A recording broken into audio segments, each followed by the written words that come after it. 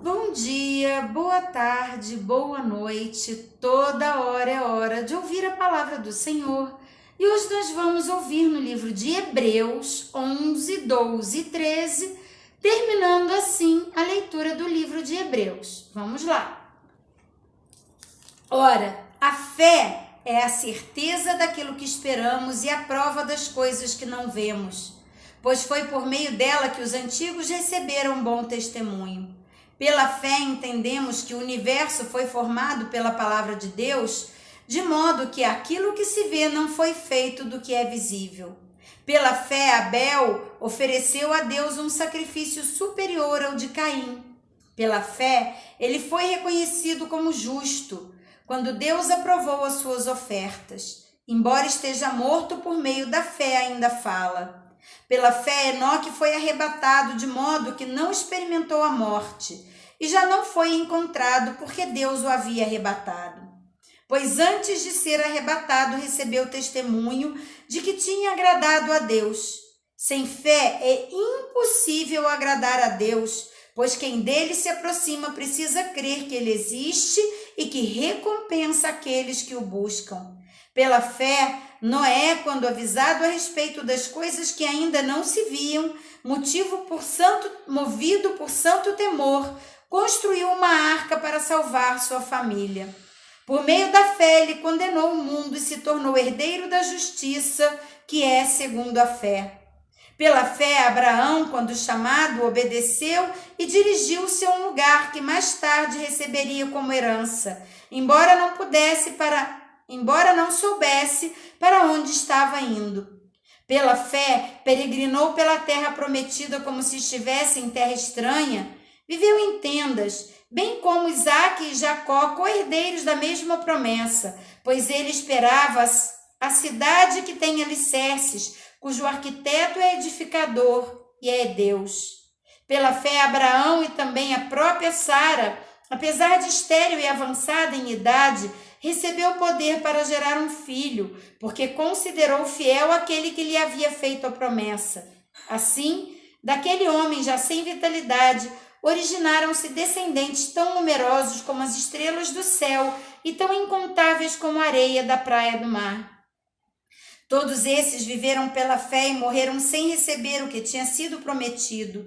Viram-no de longe e de longe o saudaram, reconhecendo que eram estrangeiros e peregrinos na terra.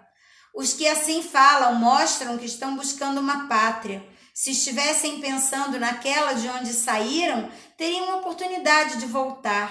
Em vez disso, esperavam eles uma pátria melhor que isso. É a pátria celestial. Por essa razão, Deus não se envergonha de ser chamado Deus deles e lhes preparou uma cidade. Pela fé, Abraão, quando Deus o pôs à prova, ofereceu Isaque como sacrifício. Aquele que havia recebido as promessas estava a ponto de sacrificar o seu único filho. Embora Deus lhe tivesse dito, por meio de Isaque a sua descendência será considerada. Abraão levou em conta que Deus pode ressuscitar os mortos e figuradamente recebeu Isaque de volta dentre os mortos. Pela fé, Isaque abençoou Jacó e Esaú com respeito ao futuro deles. Pela fé, Jacó, à beira da morte, abençoou cada um dos filhos de José e adorou a Deus, apoiado na extremidade do seu bordão. Pela fé, José, no fim da vida, fez menção do êxodo dos israelitas do Egito e deu instruções acerca dos seus próprios ossos. Pela fé, Moisés, recém-nascido, foi escondido durante 3 meses por seus pais, pois estes viram que ele não era uma criança comum e não temeram o decreto do rei. Pela fé, Moisés, já adulto, recusou ser chamado filho da filha de Faraó, preferindo ser maltratado com o povo de Deus a desfrutar os prazeres do pecado durante algum tempo. Por amor de Cristo, considerou sua desonra uma riqueza maior do que os tesouros do Egito, porque contemplava sua recompensa. Pela fé saiu do Egito, não temendo a ira do rei, e perseverou, porque via aquele que é invisível. Pela fé celebrou a Páscoa e fez a aspersão do sangue para que o destruidor não tocasse nos filhos mais velhos dos israelitas. Pela fé, o povo atravessou o Mar Vermelho como em terra seca, mas quando os egípcios tentaram fazê-lo, morreram afogados. Pela fé caíram os muros de Jericó, depois de serem rodeados durante 7 dias. Pela fé, a prostituta Raabe, por ter acolhido os espiões, não foi morta com os que haviam sido desobedientes. Que mais direi? Não tenho tempo para falar de Gideão, Baraque, Sansão, Jefté, Davi, Samuel e os profetas, os quais pela fé conquistaram reinos, praticam a justiça, alcançaram o cumprimento de promessas, fecharam a boca dos leões, apagaram o poder do fogo e escaparam do fio da espada. Da fraqueza tiraram força, tornaram-se poderosos na batalha e puseram em fuga os exércitos estrangeiros. Houve mulheres que pela ressurreição tiveram de volta os seus mortos. Uns foram torturados e recusaram ser libertados para poderem alcançar uma ressurreição superior. Outros enfrentaram zombaria e açoites, outros ainda foram acorrentados e colocados na prisão. Apedrejados, cerrados ao meio, postos à prova, mortos ao fio da espada, andaram errantes, vestidos de pele de ovelhas e cabras, necessitados, afligidos e maltratados. O mundo não era digno deles. Vagaram pelos desertos e montes, pelas cavernas e grutas. Todos esses receberam bom testemunho por meio da fé, no entanto, nenhum deles recebeu o que havia sido prometido. Deus havia planejado algo maior para nós, para que conosco fossem eles aperfeiçoados. Capítulo 12. Portanto, também nós, uma vez que estamos rodeados por tão grande nuvem de testemunhas, livremo-nos de tudo que nos atrapalha e do pecado que nos envolve e corramos com perseverança a corrida que nos é proposta, tendo os olhos fitos em Jesus, autor e consumador da nossa fé. Ele, pela alegria que lhe fora proposta, suportou a cruz, desprezando a vergonha, e assentou-se à direita do trono de Deus. Pensem bem naquele que suportou tal oposição dos pecadores contra si mesmo, para que vocês não se cansem nem desanimem. Na luta contra o pecado, vocês ainda não resistiram até o ponto de derramar o próprio sangue.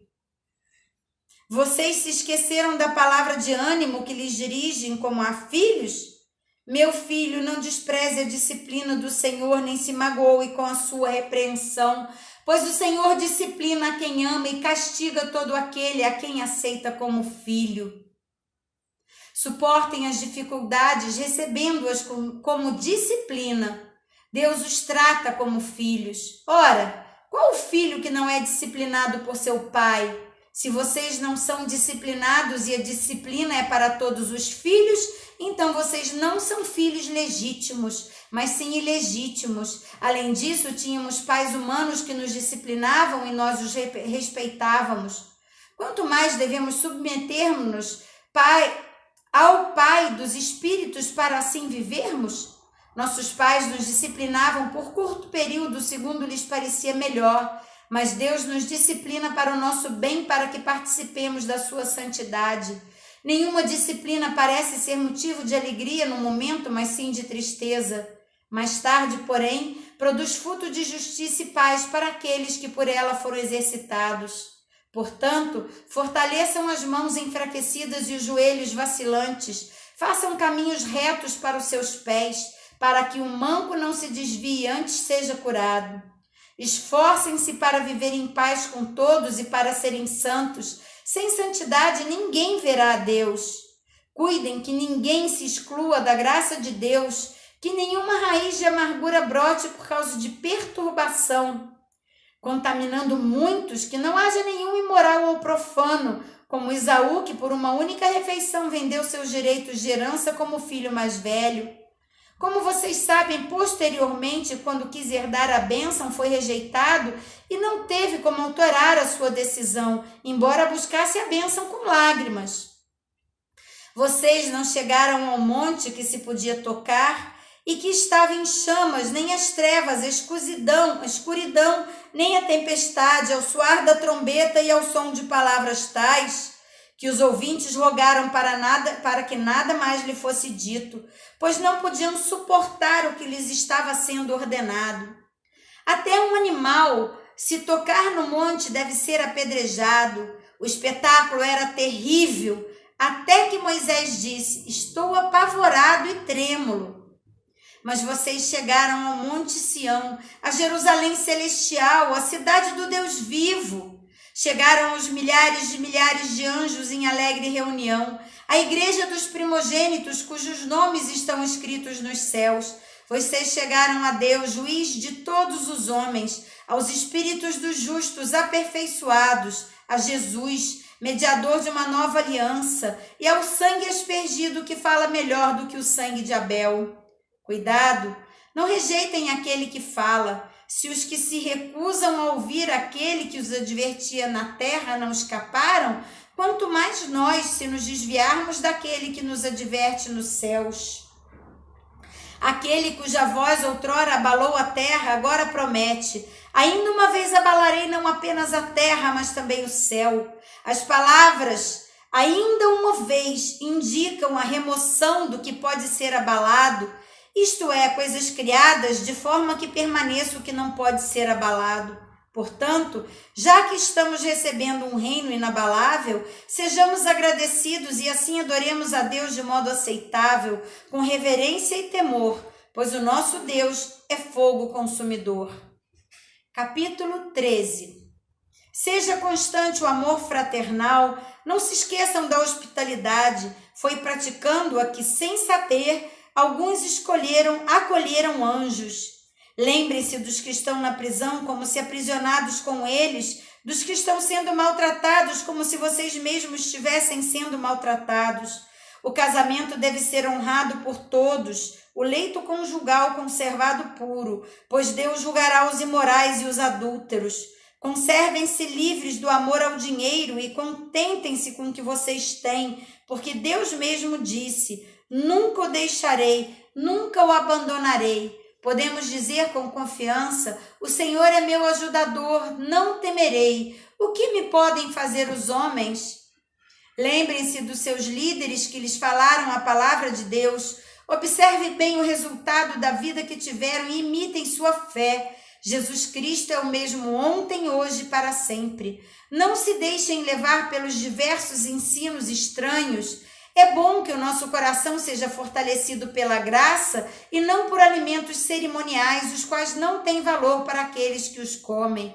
Nós temos um altar do qual não tem direito de comer os que ministram no tabernáculo. O sumo sacerdote leva o sangue de animais até o santíssimo lugar, como oferta pelo pecado, mas os corpos dos animais são queimados fora do acampamento. Assim, Jesus também sofreu fora das portas da cidade para santificar um povo por meio do seu próprio sangue. Portanto, saiamos até ele fora do acampamento, suportando a desonra que ele suportou, pois não temos aqui nenhuma cidade permanente, mas buscamos a que há de vir.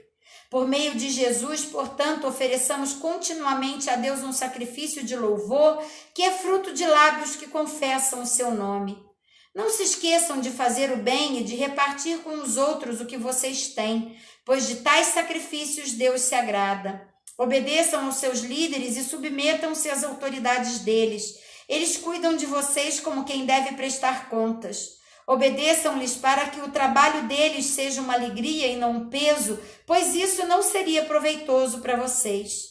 Orem por nós. Estamos certos de que temos consciência limpa e desejamos viver de maneira honrosa em tudo. Particularmente recomendo-lhes que orem para que eu lhes seja restituído em breve.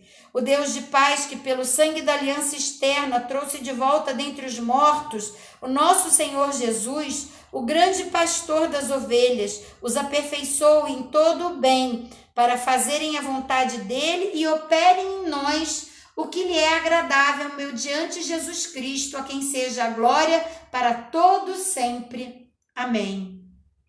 Irmãos, peço-lhes que suportem a minha palavra de exortação. Na verdade, o que eu lhes escrevi é pouco. Quero que saibam que o nosso irmão Timóteo foi posto em liberdade. Se ele chegar logo, irei vê-los com eles. Saúdem a todos os líderes e a todos os santos. Os da Itália lhes enviam saudações. A graça seja com vocês. E assim terminamos o livro de Hebreus e terminamos o nosso tempo de ouvir a palavra hoje. Você já se inscreveu no canal? Já? Obrigada! Se você ainda não se inscreveu, se inscreva no canal logo aqui abaixo. Deixe o seu like em cada vídeo que assistir e compartilhe, para que juntos possamos fortalecer a fé de muitos irmãos com a palavra viva do Senhor, que é o alimento do nosso espírito. Um grande abraço e até amanhã!